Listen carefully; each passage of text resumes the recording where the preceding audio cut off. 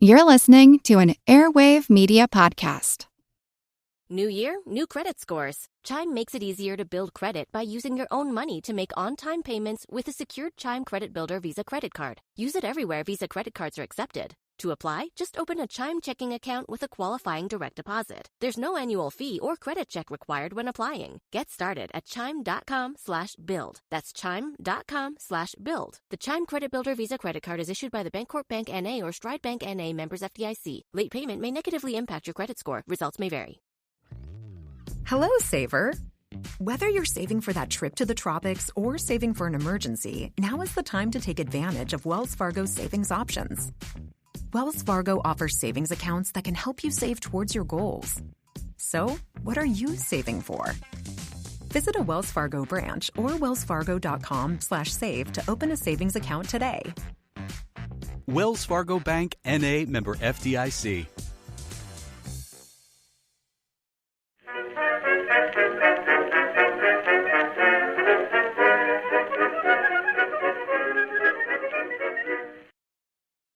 Hello, everyone, and welcome to another History of the Great War interview. This time, I'm joined once again by Jesse Alexander, public historian and a member of the Real-Time History team. And today, we're here to talk about propaganda and cartoons during the First World War. Jesse, how's it going today? I'm doing all right, man. Thanks a lot for having me on again. It's a real pleasure. Yeah, it's great to talk with you again about a topic that I know you've done some research on that is really niche, really unique, and I think really interesting. Yeah, I mean, I think so too. Actually, I would argue that if one sort of pays close enough attention, it becomes less and less niche the deeper you get into it. But we'll see. Quick preview of what's to come. So, when we're talking about the First World War, I think one of the overall themes of the war years is kind of this adaptation and change in what the war is and how countries are approaching the war and the effects that it has.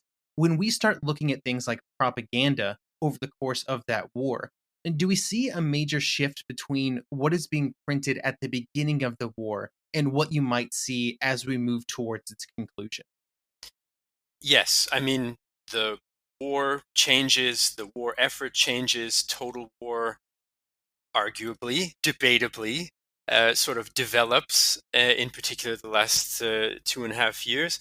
And so, of course, propaganda being a fundamental part of that modern, let's call it total war for the sake of today's chat, shifts as well. I mean, of course, there are some constants, our side good, your side bad, keep fighting, etc., etc. But there are quite a lot of things that change. One of them is the degree of government involvement.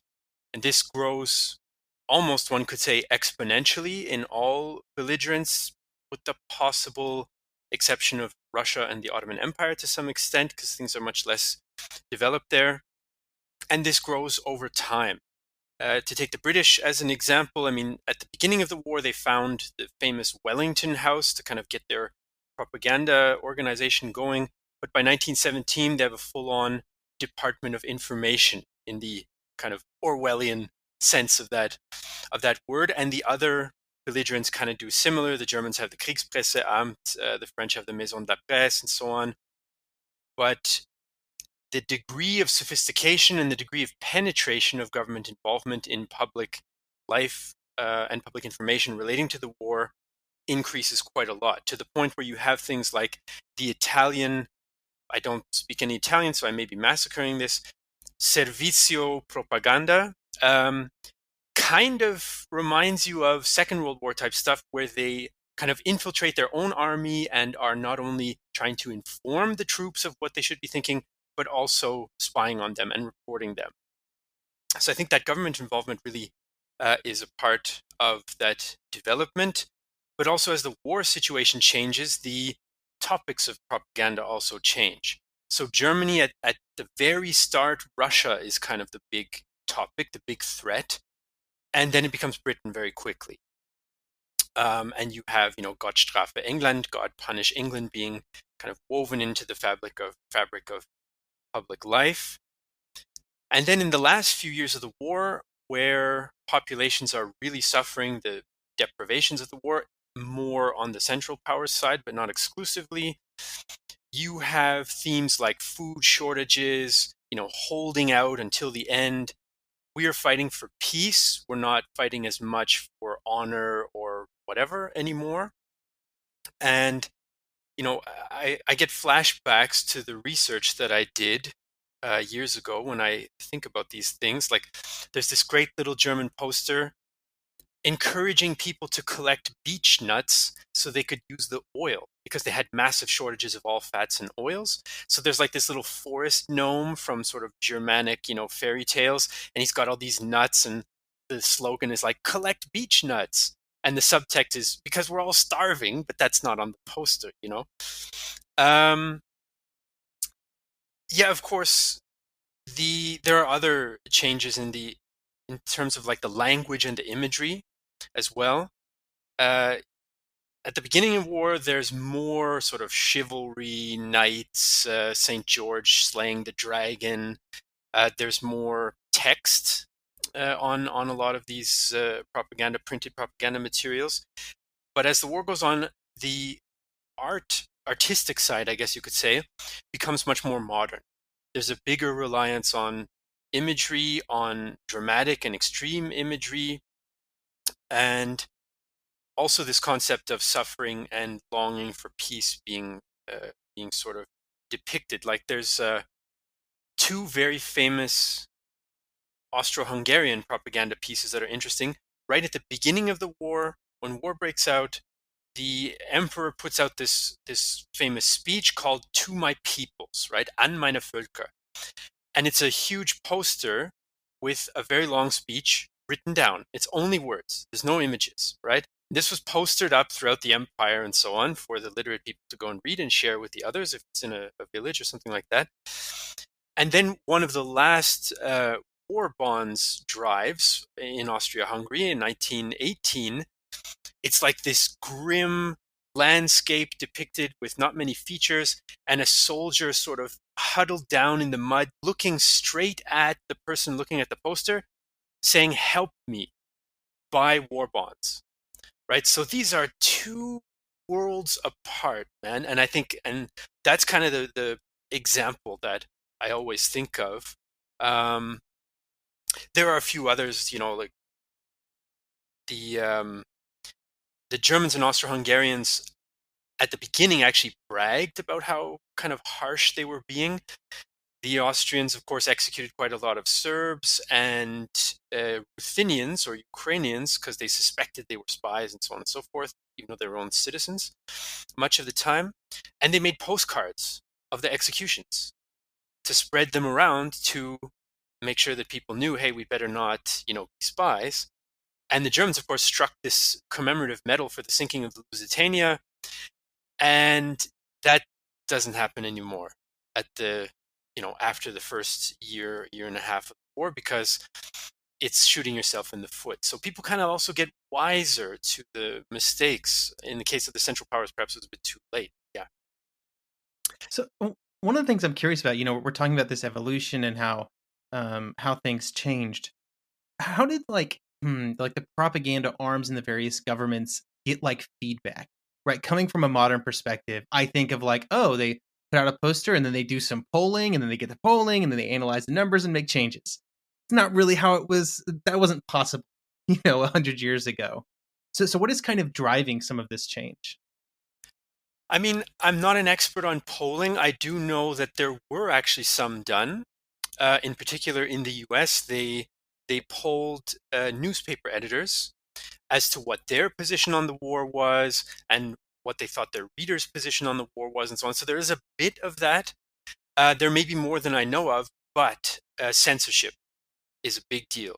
Reading people's mail is an important guideline to what people are thinking. How often are they mentioning this? How often are they mentioning that? What are the soldiers saying about how they feel about the way the war is going?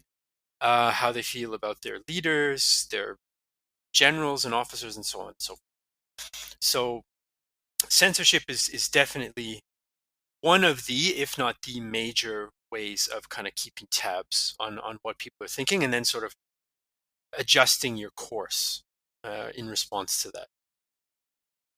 You mentioned the United States there, and the United States is in kind of an interesting position in the war.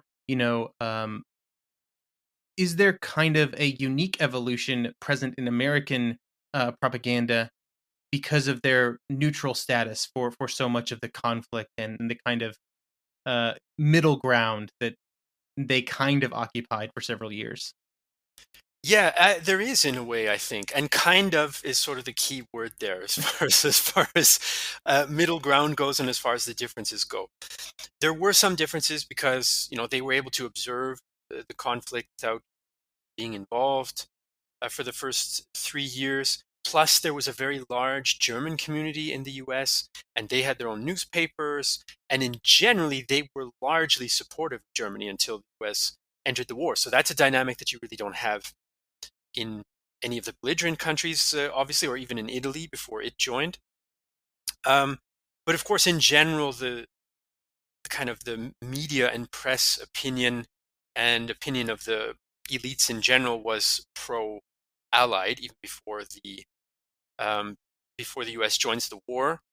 And this shouldn't be exaggerated, but that was helped along by British and French propaganda in the US. So neutral countries were a target, especially the US. And the British had an advantage there, right? Because, of course, the US newspapers, they want to sell copies, so they want to print news about the war. And one way to do it is to just reprint articles from the British press, which is subject to censorship, which is kind of being driven by the propaganda organs of the British government. So that will then reach the American reading public, in particular, the educated decision makers, elites, and so on, who are going to make the decision in the end of what the U.S. policy is going to be in the war. And the British were also kind of sneaky about it. One of the important works that they published from their U.S. Headquarters base, propaganda headquarters, was called 60 American Views on the War. And there were some famous authors, novelists, and so on, who contributed their opinion and so forth. Nowhere in that is it indicated that this comes from British.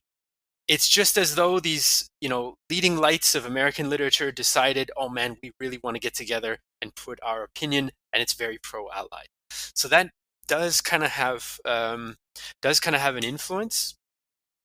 And then, of course, the U.S. is miles ahead of where the other belligerent countries were in 1917 compared to where they were in 1914, right? So when the U.S. joins the war, they immediately hit the ground running and organize the most comprehensive propaganda machine of any country that fought in the war, the Committee for Public Information, which was put under the leadership of a guy called George Creel, who was partially a journalist, partially a PR guy, and he worked on Wilson's 1916 presidential campaign. And this thing is like top to bottom. At first, actually, censorship was also given to it, then that was adjusted. But Creel views his job as essentially a marketing campaign, right? He's like, this is the biggest kind of commercial marketing campaign in history that we now have to run. And US popular advertising was more advanced. I don't say ethically or morally here. I mean, from the techniques of advertising than anywhere else in the world at the time. And they used that to reach the public through the Committee for Public Information. They had all sorts of collaborations with advertising companies. They had these 4-minute men who would go around the country and give a 4-minute speech about, supporting the war effort. In the 4-minute intermission, when it took to change, that's how long it took to change the cinema reels in the movie theater. So they'd get up and have a speech. It used to be music or whatever before that, but now it's like war stuff. They give over 1 million speeches in the war.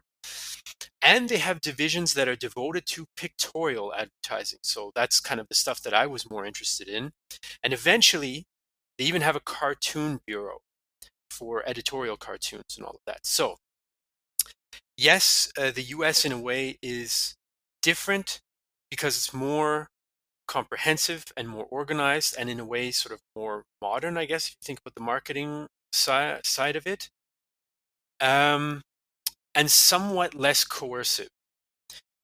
Creel's strategy was really to get the journalists, the business people, the cartoonists, and so on to voluntarily sort of toe the line.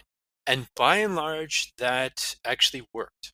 Like, they sent all the professional cartoonists in the country, or most, a bulletin every month with suggestions for themes and topics and captions, and then the artist was to sort of riff off of that and make the cartoon for the newspaper that he worked for, and that sort of thing. There were consequences if you didn't do that, but not quite as harsh as in Europe.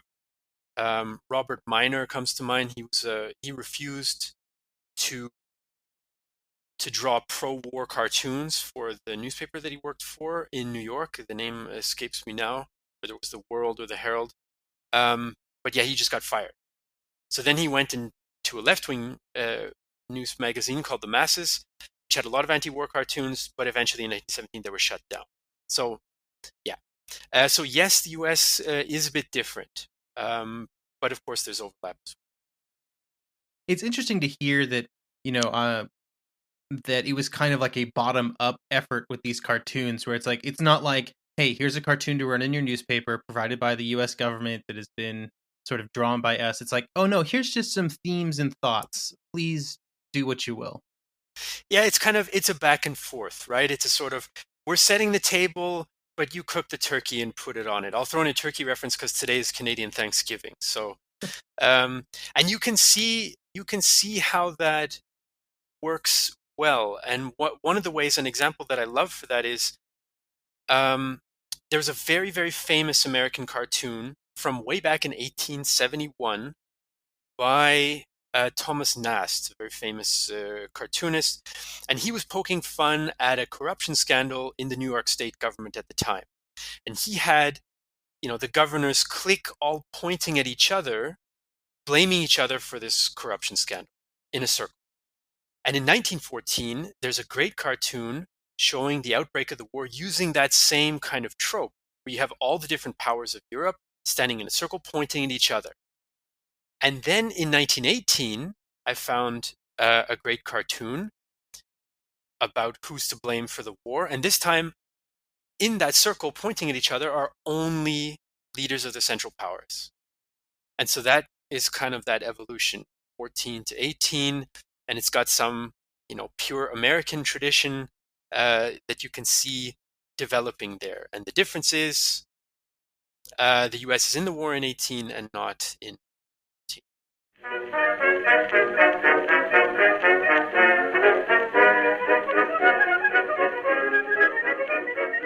The one truth about human history is that change is inevitable. But the one thing that has never changed is that humans need food to survive. There are many ways to get that food, but one of the easiest ones is Factor. Factor delivers ready-to-eat meals right to your door. All you have to do is heat them up and dig in. In 2 minutes, you can be eating tasty keto or vegan options, or any of their 35 options that they have available every week. So you can choose maybe the cheesy garden herb chicken, maybe the Santa Fe green chili beef skillet, or perhaps the Caribbean spiced tofu. It is all delicious, and if you have a bit of a sweet tooth, Factor still has you covered with a wide range of snack and smoothie options. Chocolate mocha cheesecake, snickerdoodle macaroons. Any of that sound good?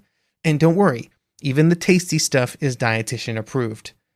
Head over to factormeals.com/GW50 and use code GW50 to get 50% off. That's code GW50 at factormeals.com/GW50 to get 50% off. Hello, Saver. Whether you're saving for that trip to the tropics or saving for an emergency, now is the time to take advantage of Wells Fargo's savings options. Wells Fargo offers savings accounts that can help you save towards your goals. So, what are you saving for? Visit a Wells Fargo branch or wellsfargo.com/save to open a savings account today. Wells Fargo Bank, N.A., member FDIC.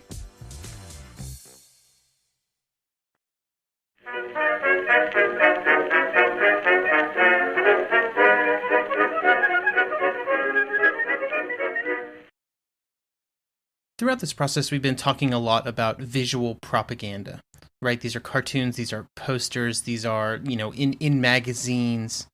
Could you talk a little bit about how propagandists at the time kind of used the visual nature of what they were creating to amplify their message or sort of amplify their meaning?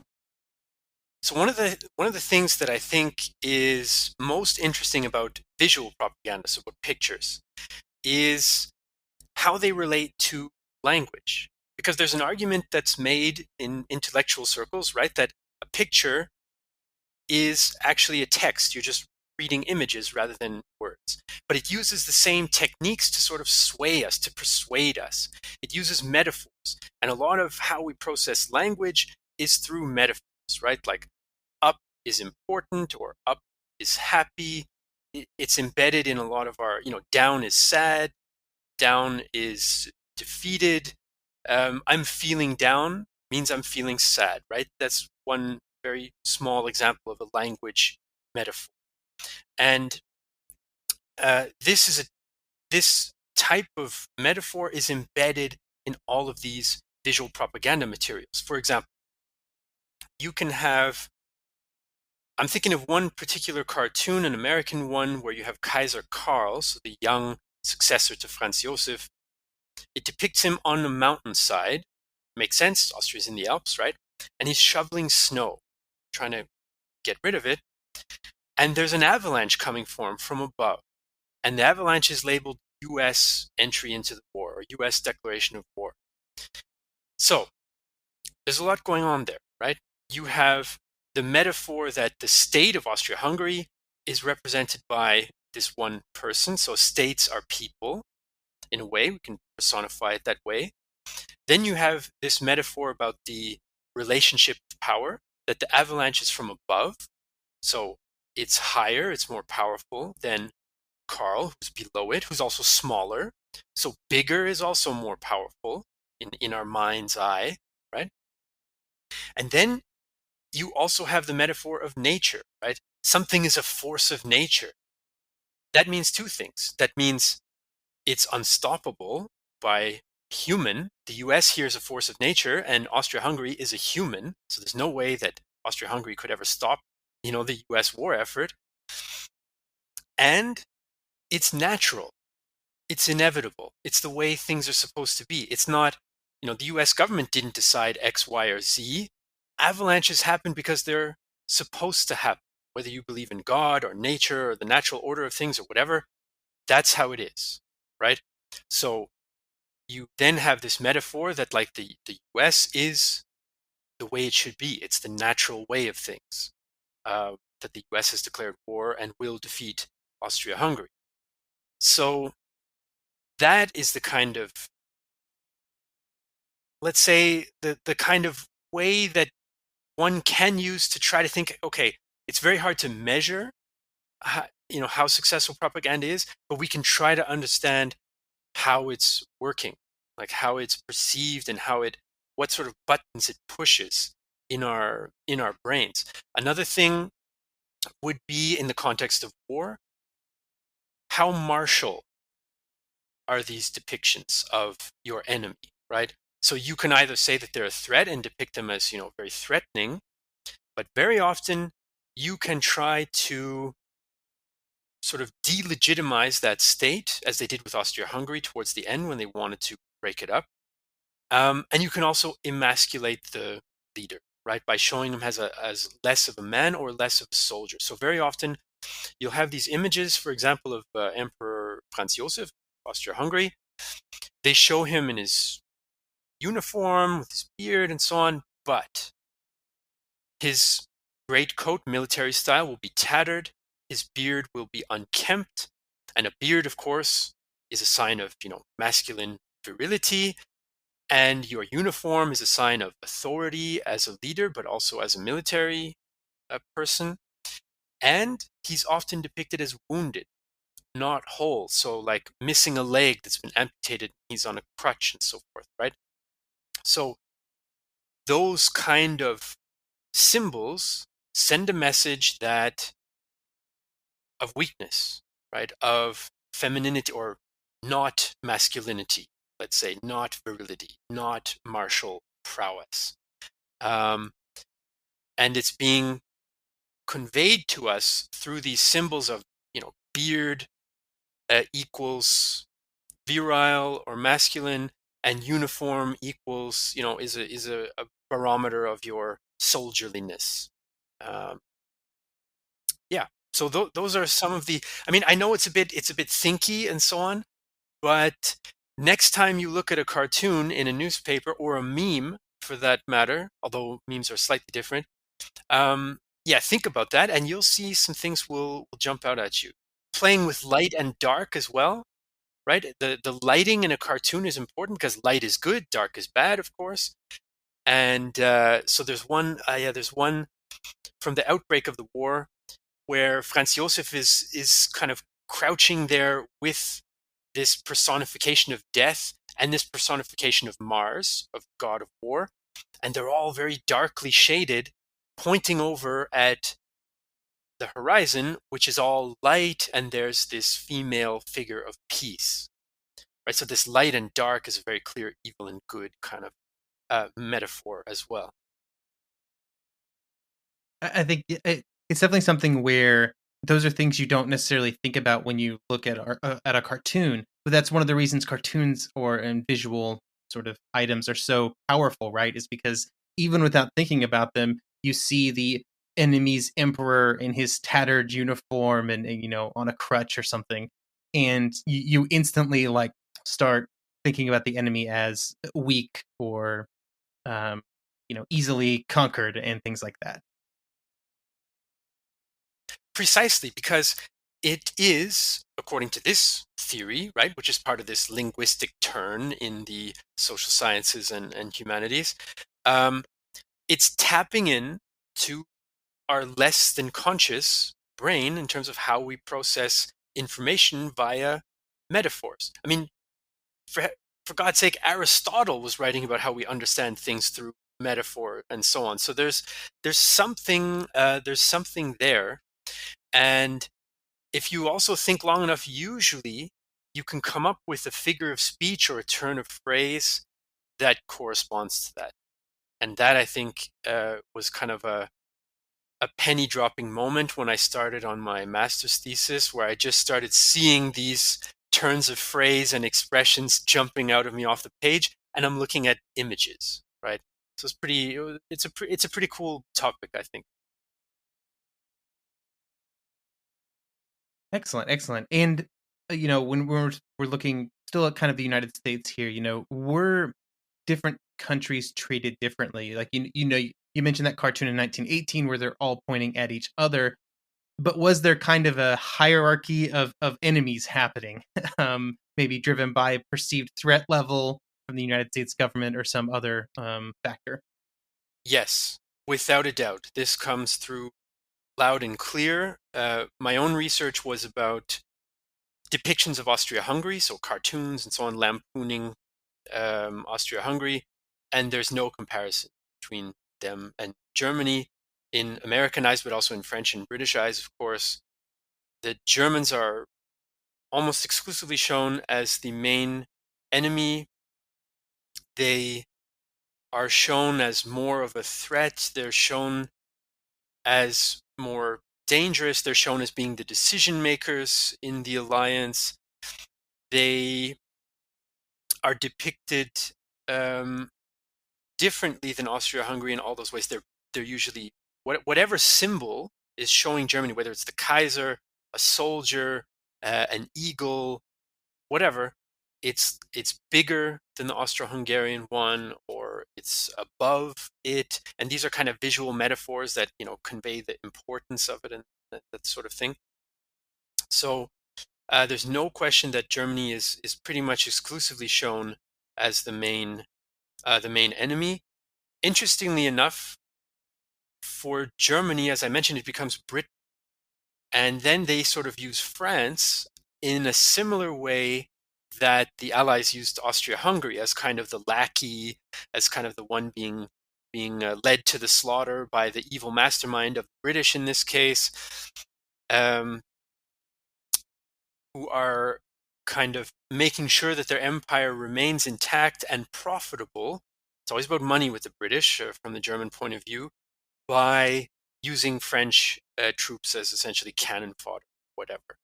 So yeah, on both sides, there's this prioritization of one member of the alliance, Germany or Britain. I find it really interesting because earlier you mentioned that like in Germany there was a shift like from Russia to Britain over the course of the war. That's something that's interesting that I'd never really thought about how that might have like how the German government was portraying the primary sort of enemy in the war could shift over time. Yeah, there's some different reasons for that. I mean, the shift happened quite quickly because at the very beginning of the war, of course, the Germans are going with the assumption, or let's say in the crisis where it becomes clear that there could be a war happening, the Germans are working under the assumption, a hopeful assumption, that Britain will be neutral. So for them, the big threat at the beginning of the war is, they're got most of their troops on the Western Front. It's the Russians who actually do invade East Prussia and are on German soil. And there was all this talk leading up to the war about Russia's military buildup, much larger, more modern army than it had even in 1905 when it fought against Japan, for example. And so this is a source of fear for the Germans. But also there are ideological factors that make Russia into a particular threat. And this is kind of this clash of civilizations idea that, Germanic, Teutonic, Central European civilization is bound to clash and is under threat from Eastern European Orthodox Slavic civilization, so to speak. And that's what makes Russia a big bugbear, so to speak, pun intended.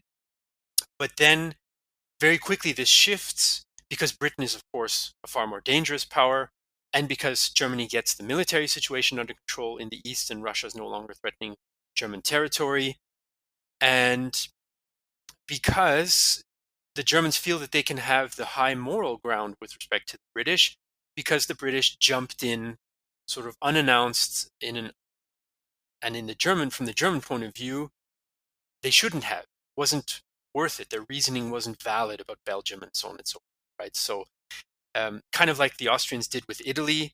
You stabbed us in the back, you sort of jumped in, it's not fair. And for all that combination of reasons, threat level and the sort of surprise, the Germans switch it over. I guess the British are a really easy like enemy to portray as well because of like the blockade and the problems that the economies of Germany and Austria-Hungary have, where the Russians and the French are far away. The British are the ones causing you to not have as much food as you would like right now. Yeah, that's true. In the end, the German propagandists tried to, make that work, but they don't appear. It's this extreme. I'm hesitating because it's so hard to judge. This is something that historians struggle with mightily. How to judge the success of propaganda. The kind of very soft consensus is that the Germans and the Austrians were not as good at it, even though they had opportunities to capitalize on different Allied war policies, like the blockade. Yeah. So speaking of kind of evaluations and conclusions, how do you think, or what do you think of how propaganda during the war is remembered? It seems like there's kind of a tendency, as with a lot of subjects around the war, to just remember like the bold and extreme examples. I think of the German or the British poster that everybody knows about with like the German ape holding the woman. I think I'm getting that right. But it seems like there's so much sort of subtlety in sort of what was happening that probably isn't remembered today. Well, there are some constants in propaganda, going way back. The Franco-Prussian War was a big step in the development of propaganda, but there was lots. Before that, Napoleonic Wars, Revolution, French Revolution, and so on, even the US Revolution. But I think the First World War really brings it to another level, and we've never gone like, I think once you go there, you can't go back, in a sense. So there are a lot of ways that maybe are more subtle that have stuck with us. One of them, I think, is the loss of faith in public information from the government or from sort of official received sources and institutions when it comes to armed conflict of any kind. Like, for example, in the interwar period, people looked back and said, hey, a lot of this stuff was exaggerated at best or made up at worst. So we can't trust that sort of thing. And what happens then in World War II, when stories start filtering back about what the Germans are doing in the Holocaust and in Eastern Europe and so on, and in the camps, there was some degree of doubt that it could be that bad because of the experience in the First World War. On the other hand, the Germans took the opposite lesson. Ludendorff and Hitler wrote about this in the 20s. Hitler writes about it in Mein Kampf, that like, the British were way better than us. That's what beat us, not militarily, of course, heaven forbid, beaten militarily. Can't beat the German military. Yeah. What do you even don't even suggest it? Must have been the propaganda. So that's what we need to do. We need to lie and exaggerate like the British did, and that's how we win. But I think there are some like meta principles that really were brought to the peak in the First World War, like this sort of Manichaean idea that your side is fighting for civilization and the other side is sort of fighting for barbarism. Kultur versus civilization is how the Western Allies tried to frame it. The Germans had this idea of Händler against Helden, so merchants against heroes. So they view themselves as like a real, true spirit and a spiritual civilization of values, whereas the Atlantic powers were just, materialistic, morally bankrupt sort of commercial systems.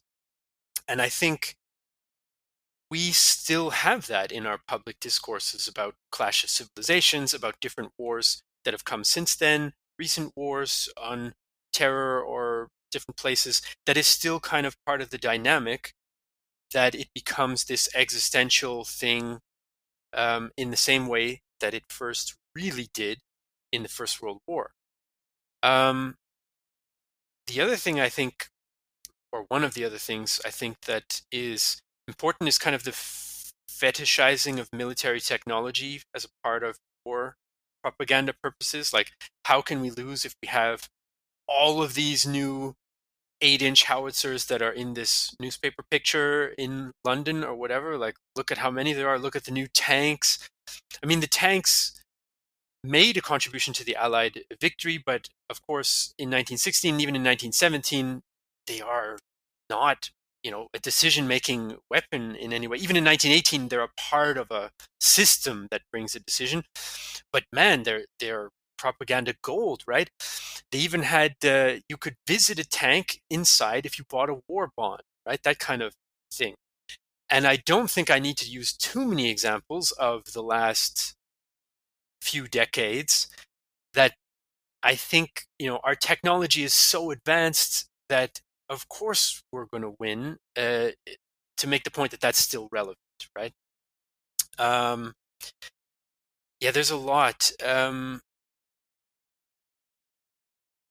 It's interesting that there are so many things just in general that you can kind of trace back to this moment. I think the First World War is seen as the first, or maybe not the first, but like a period where so much of warfare is kind of amplified in a way that was not seen before. And those amplifications and those effects go far beyond just the battlefield and how the war was prosecuted at the point of the spear, I guess, and really was pervasive throughout the societies involved. Yeah, that's totally true, and that's what I was trying to express before as well. Just before, was that this propaganda is not only let's say, not only directed in a quote unquote positive way that, we're going to make it and our side's going to win and our side is right. There's also a part of this legacy of propaganda that's sort of directed against one's own people, right? Because you need to also find excuses for when things don't go as well. So one of the things that governments did at the time was also look to find scapegoats internally. War profiteers sometimes, although that's a touchier subject, but like shirkers, people who aren't doing their duty, people who aren't signing up, people who are hoarding their food, people who are eating too much, spies, people who don't support the war effort, are not patriotic, or they're traitors. And I think that is something that totally has never left us as far as any kind of situation of conflict is concerned. I would even say that has, now I'm going out on a slight limb here, a bit of a commentary on contemporary society, but I would even say that has not, it's not limited to wartime or a conflict now, that has kind of grown roots in normal political debates and political conflicts domestically within countries at this stage. Obviously, I'm not particularly happy about that development, as I think is true for many people, but I think that there's a line to be traced there, however squiggly. Yeah, and it's definitely something you can see like really prevalent in the post-war years in nations that where the war did not go as they had hoped. When you start looking at Germany or Italy or various nations in Eastern Europe. Yeah, no question. I mean, then you get the whole Bolshevism question as well, where, we're trying to create new nation states, so you're either with our nation or you're some horrible Bolshevik, or you're with the other nation that's trying to kill us, or whatever. So yeah, that just amplified it in those fragile and sort of broken regions after the war.